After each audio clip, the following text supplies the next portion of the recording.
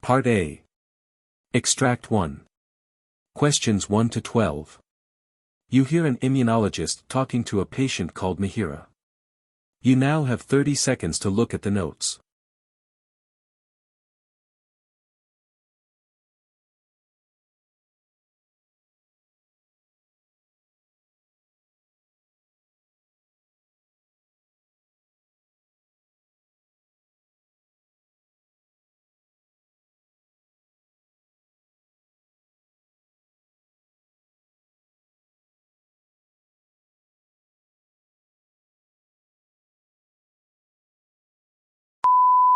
Good morning, Mihiraa. I'm Dr. Kane Major, an immunologist. I understand you're here today because you're experiencing some outdoor allergy symptoms. Could you tell me a bit more about what's been going on? Good morning, Dr. Major. Yes, that's correct. I've been having some really troubling symptoms lately. It's mainly when I'm outside, especially when I'm gardening or even just walking on the lawn. I start feeling itchy all over, and my skin gets red and blotchy. It's gotten so bad that I've had to stop gardening altogether, which I really love doing. That sounds quite uncomfortable. Could you describe the appearance of the rash in more detail? Does it appear immediately when you're outside, or does it take some time to develop? It usually starts about 10 to 15 minutes after I'm outside. The skin on my arms and legs becomes red and swollen, and I get these small, raised bumps that are really itchy. The rash sometimes spreads to my face if I stay outside for too long. I see. And how long have you been experiencing these symptoms? It started about 6 months ago. At first, I thought it was just a minor irritation, but it's been progressively worsening. I've tried over-the-counter antihistamines, but they only provide temporary relief. The rash comes back as soon as I step outside again. Have you noticed any other symptoms, such as difficulty breathing, wheezing, or swelling in other areas, like your lips or eyes? Not really, no difficulty breathing or anything like that. It's mostly just the rash and itching, though sometimes my eyes get watery and scratchy. Thank you for the details. Let's talk a bit about your medical history. Do you or anyone in your family have a history of allergies, asthma, or any other related conditions? My mother has asthma, but she never really had skin problems like mine. I've had hay fever in the past, but it was mostly mild.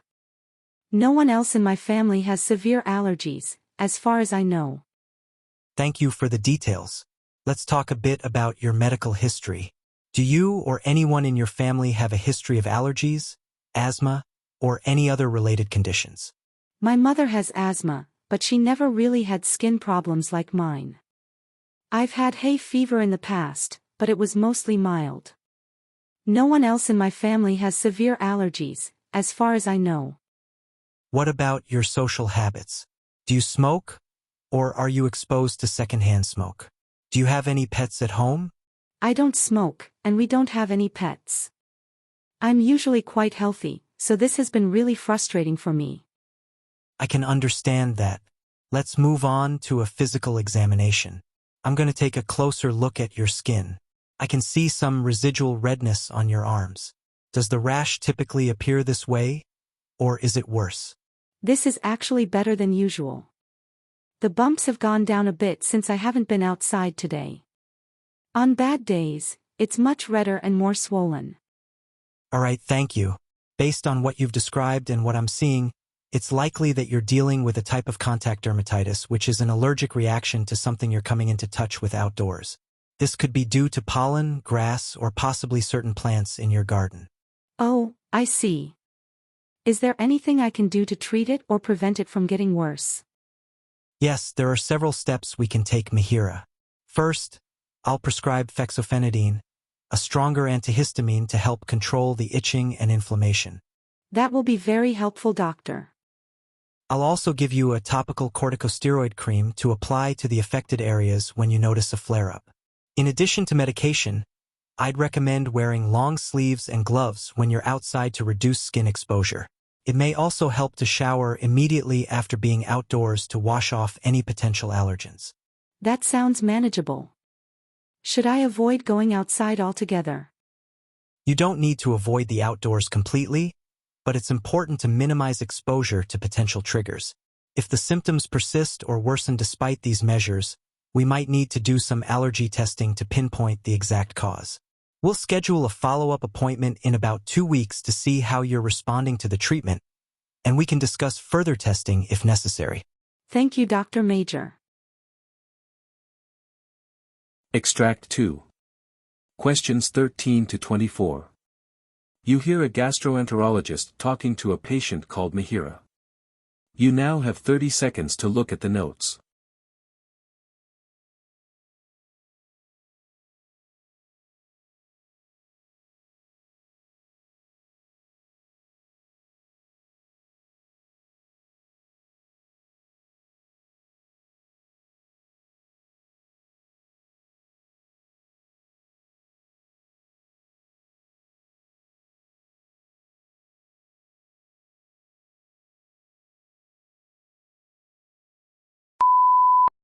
Good afternoon, Mihiraa. I'm Dr. Gary Stock, the gastroenterologist. I understand you've been having some difficulties with your digestion. Can you tell me what's been going on? Good afternoon, Dr. Stock.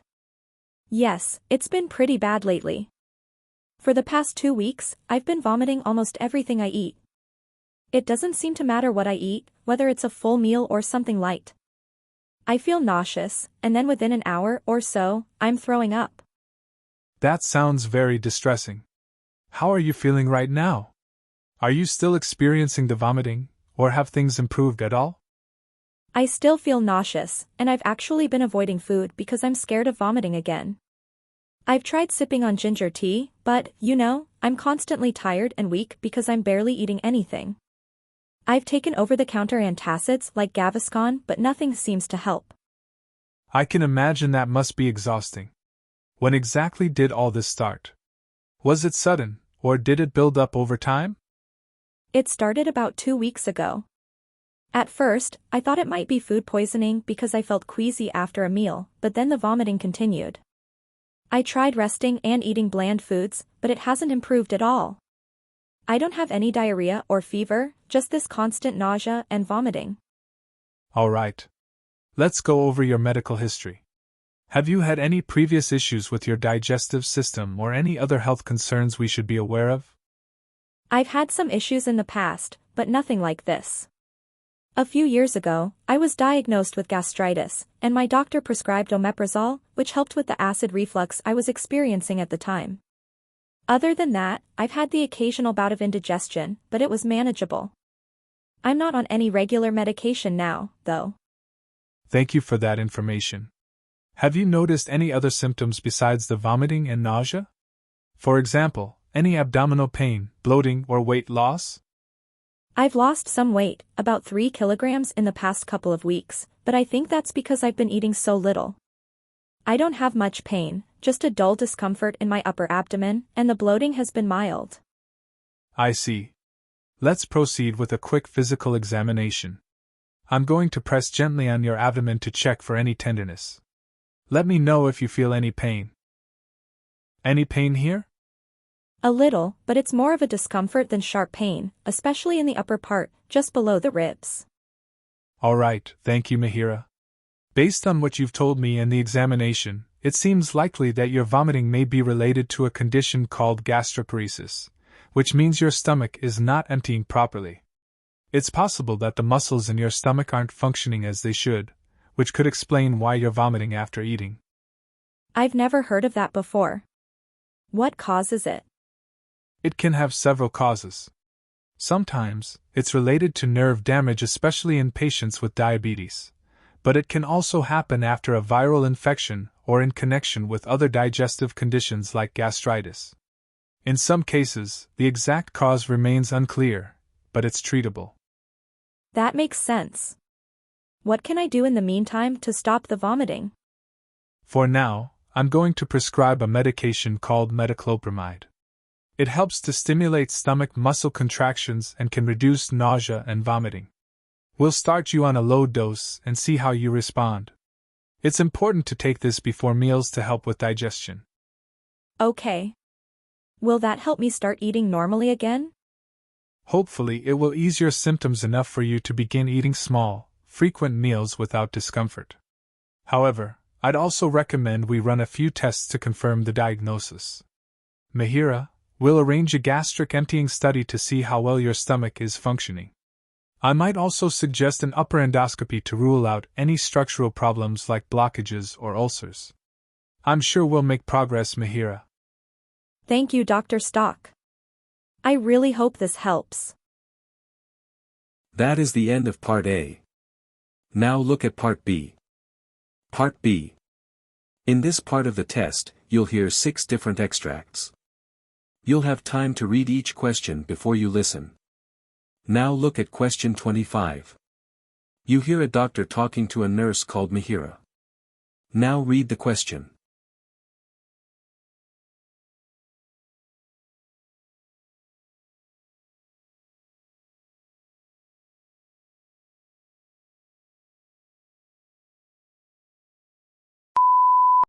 Mihiraa, have you been following the news about the Nipah virus outbreak? Yes, it's concerning. The case fatality rate seems quite high. It's a serious virus with a significant mortality rate. It's primarily zoonotic, transmitted through contact with infected pigs or their secretions. Human-to-human transmission is also possible, especially in healthcare settings. Are there any specific preventive measures for healthcare workers? Strict adherence to standard precautions is crucial.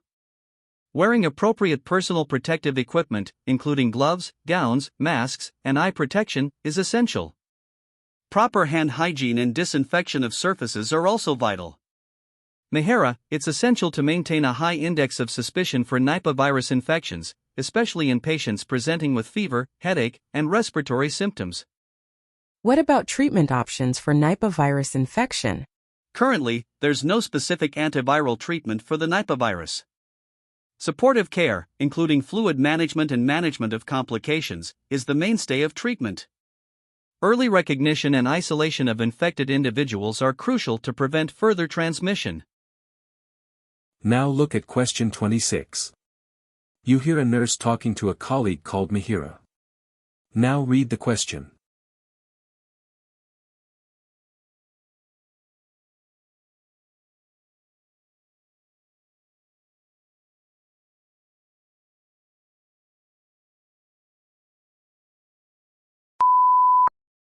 Mihiraa, how did your shift go today? Anything unusual happens?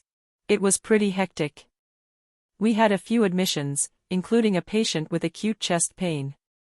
We managed to stabilize him, but it was a bit stressful. That sounds like a challenging shift. How did the new staff member handle the workload? Not too bad. They seem to be adapting well, but they could use a bit more training on certain procedures. That's good to hear. Remember to offer support and guidance to the new staff. Can be overwhelming at first. I will. Speaking of new staff, I'm wondering if we'll be getting any additional nurses to cover the increased workload. Mihiraa, I've heard they're working on it, but it might take a few weeks. In the meantime, we'll need to prioritize our tasks and be efficient with our time. I'm worried about patient satisfaction if we're stretched too thin. It's important to communicate with patients and explain any delays.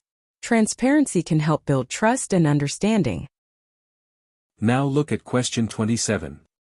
You hear a nursing manager, Mihiraa, talking to hospital management. Now read the question.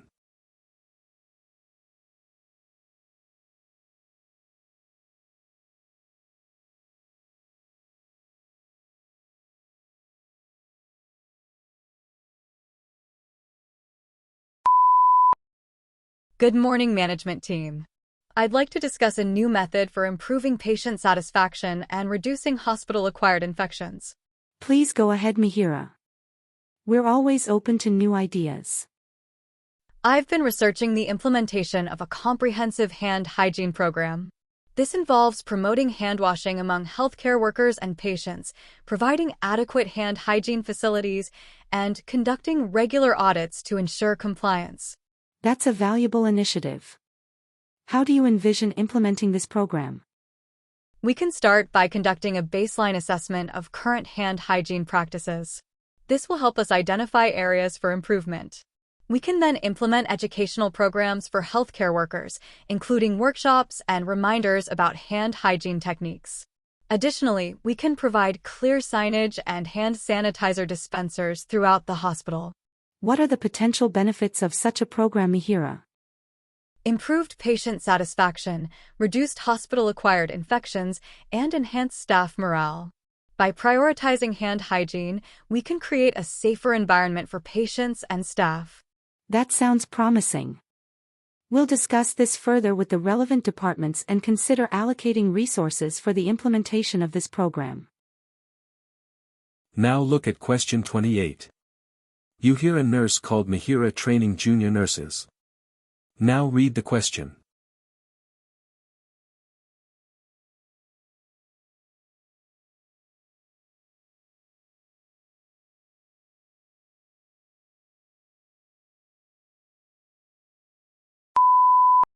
Nurses, today we're going to discuss the importance of effective communication in patient care. Clear and concise communication is essential for building trust with patients and ensuring their well-being. It's crucial to listen actively to patients' concerns and respond empathetically. I agree. But sometimes, patients can be difficult to understand, Mihiraa, especially those with language barriers or cognitive impairments. That's true. In those situations, it's important to use simple language and avoid medical jargon. Visual aids, such as pictures or diagrams, can also be helpful. What about patients who are in pain or distressed, Mihiraa? How do we communicate effectively with them? Patience and understanding are key. Validate their feelings and let them know you're there to help. Sometimes, nonverbal communication, like a gentle touch or a reassuring smile, can be more powerful than words. What about patients who are in pain or distressed, Mihiraa? How do we communicate effectively with them? Accurate documentation is crucial for continuity of care and legal purposes. It's important to be concise and clear in your notes. Using standardized charting formats can help streamline the process. What if a patient refuses treatment or medication? How do we handle those situations, Mihiraa? It's important to respect a patient's autonomy and right to refuse treatment. However, we must also ensure their safety and well-being. Document the patient's refusal and inform the physician for further evaluation. Look at question 29. You hear a GP talking to a nurse called Mihiraa. Now read the question.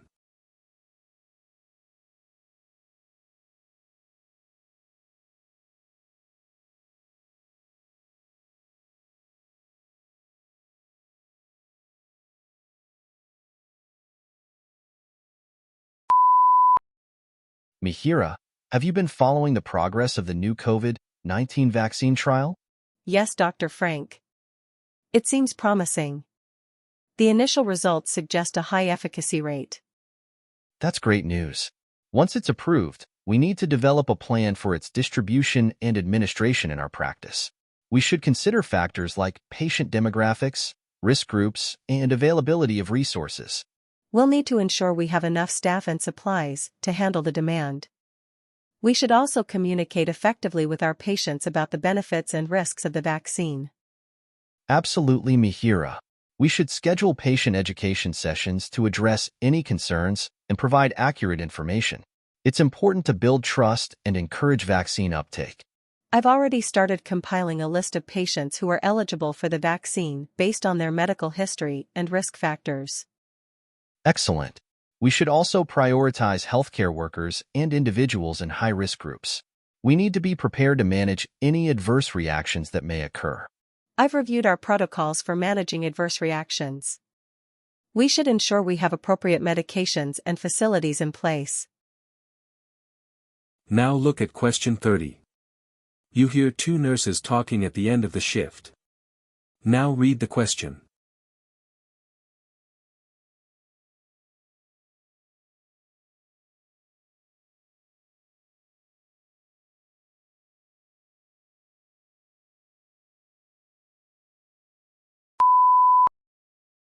Mihiraa, how did your shift go today?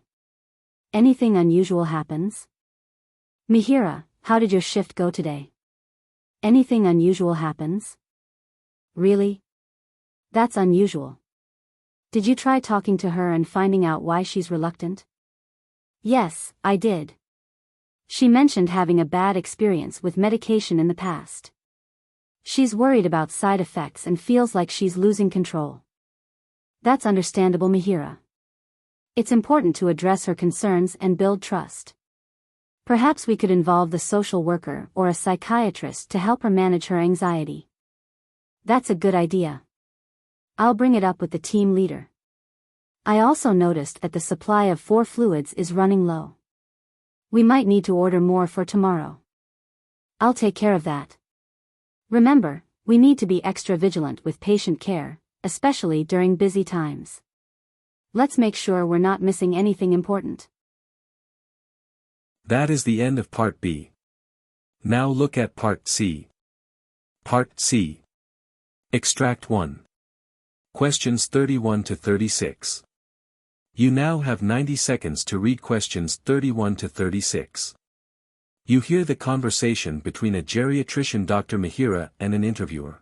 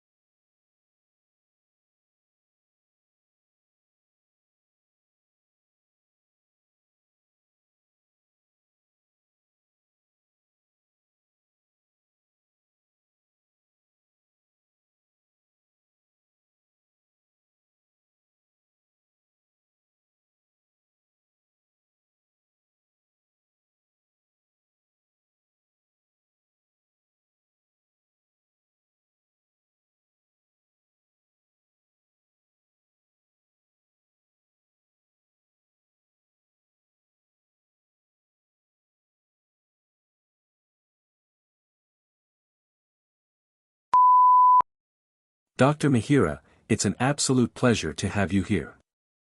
With over 25 years in geriatric medicine, you've become a renowned expert in the field. Let's start by understanding what a geriatrician does. Could you explain your role and its significance? Thank you for having me. The role of a geriatrician is both complex and rewarding. At its core, a geriatrician specializes in the healthcare of elderly patients, often dealing with multiple chronic conditions, cognitive decline, and functional impairments. What makes this field unique is the focus on improving quality of life rather than merely extending it. We must look beyond the physical symptoms to understand how aging impacts psychological, social, and emotional well-being. For example, managing a patient with Alzheimer's involves not just addressing memory loss, but also helping the family navigate the emotional strain. It's about seeing the whole picture and tailoring care plans to individual needs, which can vary greatly from patient to patient. That sounds incredibly intricate, Mihiraa. Reflecting on the early stages of your career, what were some of the most significant experiences that shaped your approach to geriatric care? The beginning of my career was quite a learning curve. Straight out of medical school, I was eager to make a difference, but quickly realized that geriatric care requires a level of patience and empathy that isn't taught in textbooks. One of my first experiences was with an elderly patient who had multiple comorbidities and was resistant to treatment. It was a humbling experience because it taught me that communication is key in this field. Understanding a patient's fears, values, and what they consider a good quality of life became central to my practice. Early on, I also learned that teamwork is crucial. Geriatric care often involves a multidisciplinary approach, including nurses, physical therapists, social workers, and family members. These early experiences solidified my belief that collaboration and communication are as important as clinical skills in geriatric care. You mentioned the complexity of treating elderly patients. particularly those with multiple conditions. What were some of the challenges you faced, Mihiraa, and how did you overcome them? Treating elderly patients is indeed challenging due to the intricate interplay of various medical conditions. One of the biggest challenges I faced was the management of polypharmacy, where a patient is on multiple medications, each with potential side effects and interactions. In the early days, I encountered a patient whose medications were causing more harm than good. It was a pivotal moment for me. I had to critically evaluate every drug, considering whether the benefits outweighed the risks. This experience taught me the importance of deprescribing when necessary and the need for a holistic approach to medication management. Another challenge was addressing the psychological aspects of aging, such as depression and anxiety, which are often overlooked but can significantly impact a patient's health. I had to develop strategies to not only treat these conditions, but also to prevent them by promoting social interaction and mental stimulation among my patients. Over time, I learned that overcoming these challenges requires continuous learning, flexibility, and a deep understanding of each patient's unique circumstances. That sounds incredibly demanding, both professionally and personally. How did you manage the stress and emotional burden that comes with such a demanding job, Mihiraa? Managing stress in a field like geriatrics is essential for maintaining both personal well-being and professional effectiveness. Early in my career, I struggled with the emotional weight of losing patients, especially after developing strong bonds with them and their families. It was difficult not to carry that burden home with me. However, I realized that in order to provide the best care, I needed to maintain my own mental health. I began practicing mindfulness and meditation, which helped me stay present and cope with the day-to-day stresses of my job. Additionally, I leaned on my colleagues for support. Sharing experiences with those who understand the unique challenges of our field was incredibly therapeutic. I also made it a point to set boundaries, ensuring I had time for myself and my family, which is crucial for maintaining balance. Over the years, I learned that resilience in this field comes from self-care and a strong support network. Mihiraa, with such a wealth of experience, what would you say is the most important lesson you've learned throughout your career? The most important lesson I've learned is the value of empathy and the power of listening. Geriatric patients often feel marginalized, as their concerns can be dismissed or overshadowed by their age. I've found that taking the time to listen to their stories, fears, and desires not only improves their care but also enhances their overall well-being. Empathy allows you to connect with patients on a deeper level, fostering trust and cooperation, which are essential for effective treatment. I've also learned that medicine is as much an art as it is a science, especially in geriatrics, where textbook solutions often don't apply. Each patient is unique, and the ability to adapt and tailor care to individual needs is something that has only come with experience. It's a lesson that has guided me through the most challenging situations and has been central to my growth as a physician. Finally, looking back on your 25-year career, how do you feel, Mihiraa, about the journey you've been on? Reflecting on 25 years in geriatric medicine, I feel a deep sense of fulfillment. The journey has been challenging, yes, but also incredibly rewarding. I've had the privilege of touching so many lives, and each patient has left a lasting impact on me. The field of geriatrics is one that continually evolves, and I feel fortunate to have contributed to its growth over the years. Looking back, I'm proud of the progress I've made and the lessons I've learned. But more than anything, I'm grateful for the relationships I've built with patients, their families, and my colleagues. These relationships have enriched my life in ways I never imagined when I first started. As I look to the future, I'm excited to continue learning and growing, both personally and professionally. The past 25 years have been a remarkable journey, and I look forward to the challenges and opportunities that lie ahead. Now look at Extract 2. Questions 37 to 42. You hear the President Dr. Mihiraa talking about the latest architectural blueprint for the Mihiraa Research Center. You now have 90 seconds to read questions 37 to 42.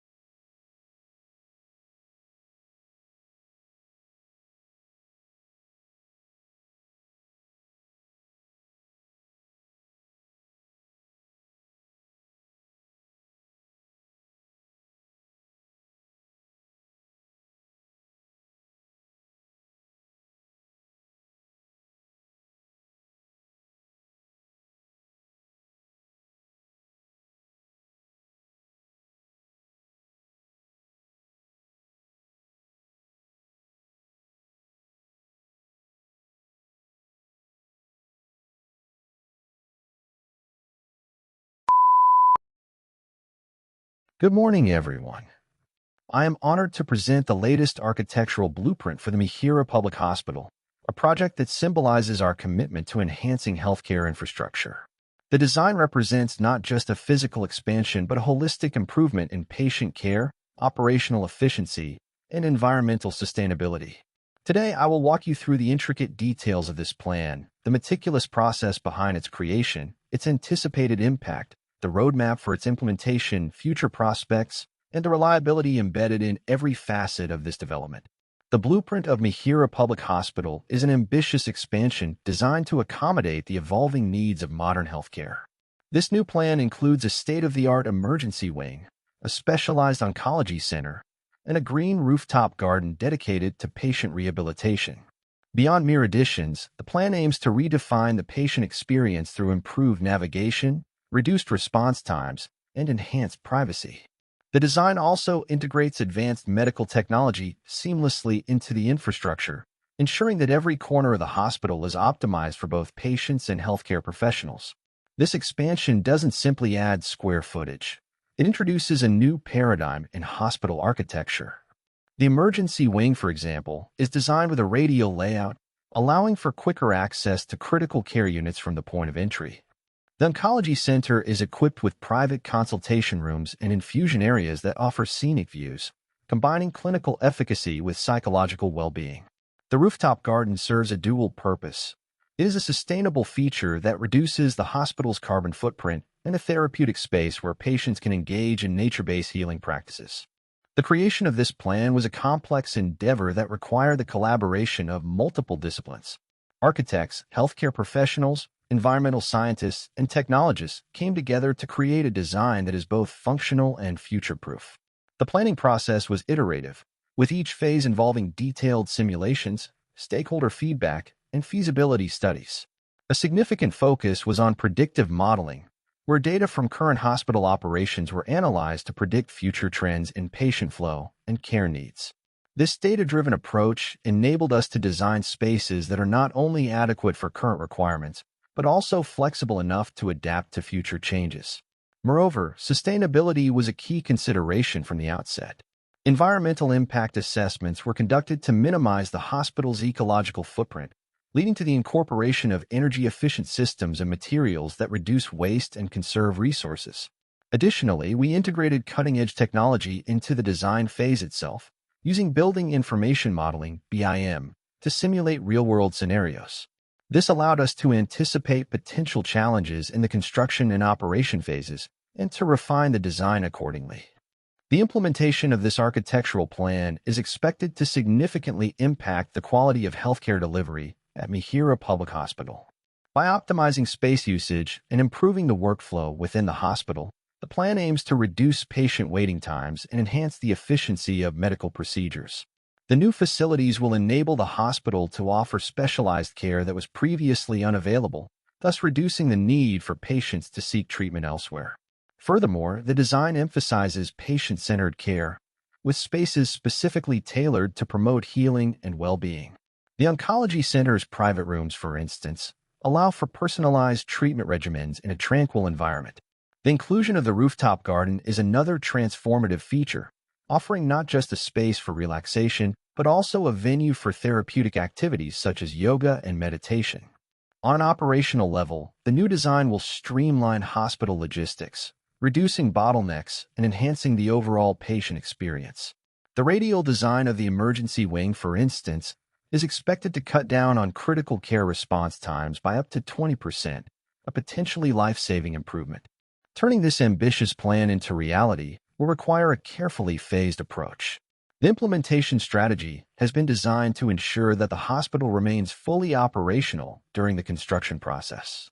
The project will be executed in stages, starting with the construction of the new emergency wing, followed by the oncology center, and finally the rooftop garden.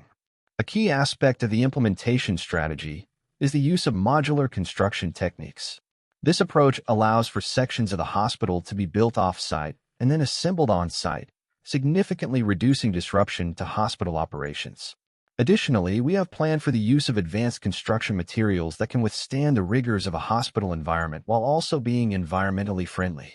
Communication with hospital staff and patients will be critical throughout the construction process. Regular updates will be provided to ensure that everyone is aware of the progress and any temporary changes to hospital services. The design of Mihiraa Public Hospital is not just about addressing current needs, but also about laying the groundwork for future expansions. The modular nature of the construction allows for easy addition of new wings or facilities as the need arises. Moreover, the infrastructure has been designed to accommodate future technological advancements. The hospital's digital infrastructure is built on a scalable platform, ensuring that it can easily integrate new medical technologies, such as telemedicine suites or robotic surgery units, as they become available. In terms of sustainability, the hospital is designed to evolve with changing environmental standards. The building's energy systems are modular, allowing for upgrades to more efficient systems as they are developed. This forward-thinking approach ensures that Mihiraa Public Hospital will continue to be a leader in healthcare infrastructure for decades to come. The reliability of the new hospital infrastructure is a core focus of the design. Every aspect of the plan has been scrutinized for durability and resilience. The choice of materials, for instance, was guided by both their environmental impact and their longevity in a hospital setting. The use of high-performance concrete and antimicrobial surfaces ensures that the building will withstand the test of time while maintaining the highest standards of hygiene. In addition, the building's systems have been designed with redundancy to ensure that critical services are always available. For example, the hospital will have multiple power sources, including a backup generator and solar panels, to ensure uninterrupted operation during emergencies. The reliability of the hospital's operations is further enhanced by the design's focus on ease of maintenance. Access points for maintenance staff have been strategically placed to minimize disruption, and the use of modular components means that repairs and upgrades can be carried out quickly and efficiently. This attention to detail ensures that Mihiraa Public Hospital will continue to provide top-tier healthcare services without interruption for many years to come. That is the end of your OET listening test. Now check the answers.